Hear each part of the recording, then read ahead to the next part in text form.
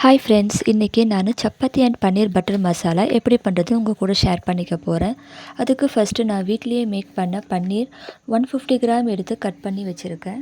2 medium size வெங்காயம், 3 தக்காளி ரேண்டமாக சாப் பண்ணி வச்சுருக்கேன். இப்போது நாம் கடாயில் 2 ஸ்பூன் நான் சமையல் எண்ணெயை ஊற்றிக்கிட்டு 1 கைப்பிடி அளவு முந்திரி சேர்த்து லைட்டாக வதக்கிட்டு அதில் வெட்டி வச்ச வெங்காயத்தை போட்டு வதக்கணும். வெங்காயம் கண்ணாடி பதம் வந்ததும் 1 துண்டு இஞ்சி, 8 அல்லது 10 பல் பூண்டு அது கூட சேர்த்து நல்லா வதக்கிக்கலாம். வதக்கினதும் அதை செப்பரேட்டாக எடுத்து வச்சுக்கலாம். அதே கடாயில் 1 ஸ்பூன் எண்ணெய் ஊற்றி தக்காளியும் வதக்கி வச்சுக்கலாம். வெங்காயம் ஆறினதும் ஒரு மிக்ஸி ஜாரில் சேர்த்து அது கூட 1 ஸ்பூன் அளவு கசகசா சேர்த்து ஃபைன் பேஸ்ட்டாக அரைச்சி எடுத்து வச்சுக்கலாம். அதே ஜாரில் தக்காளியும் அரைச்சி வச்சுக்கலாம். அடுத்து ஒரு குக்கரை அடுப்பில் வச்சு தாராளமாக அது கூட பட்டரை சேர்த்துக்கலாம். அது உருகுனதும் ஒரு அரை ஸ்பூன் அது கூட சர்க்கரை சேர்த்துக்கலாம். அது நல்லா உருகுனதுக்கப்புறமா அரைச்சி வச்சு அந்த வெங்காய விழுதை சேர்த்து நல்லா வதக்கிக்கலாம். அது வதங்கினதும் அது கூடயே தக்காளியும் சேர்த்து நல்லா வதக்கிக்கலாம்.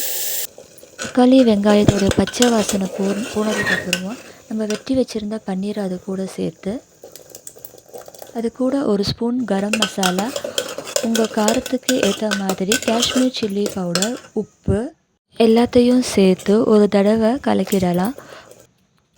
நம்ம மிக்சியில் அரைச்சி இருந்தோம் இல்லைங்களா, அந்த இதுவில் நிறைய ஒட்டிகிட்ருக்கோம். அதனால் அதில் கொஞ்சமாக தண்ணி சேர்த்து அந்த தண்ணியையும் கலக்கி அந்த குக்கரில் அந்த தண்ணியை ஊற்றி நல்லா கலக்கி விடலாம்.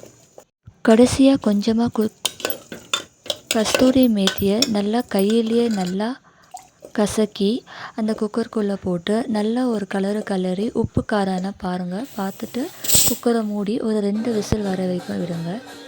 உங்களுடைய சுவையான பன்னீர் பட்டர் மசாலா தயாராகிடுச்சு. அது கூடவே சப்பாத்தி பண்ணி நைட் டின்னர் சூப்பராக முடிச்சிட்டோம். இந்த வீடியோ உங்களுக்கு பிடிச்சிருக்கும்னு நினைக்கிறேன். பிடிச்சிருந்தால் லைக் அண்ட் சப்ஸ்கிரைப் பண்ணுங்கள் ஃப்ரெண்ட்ஸ். தேங்க்யூ ஃபார் வாட்சிங்.